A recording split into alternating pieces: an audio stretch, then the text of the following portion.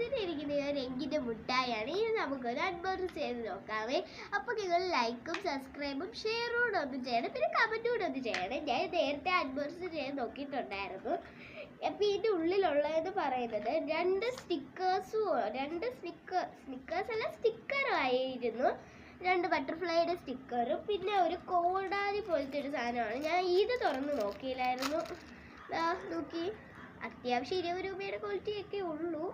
പിന്നെ ഇത് ചോക്ലേറ്റ് എന്ന് പറയുമ്പം നമുക്കത് നോക്കാമേ.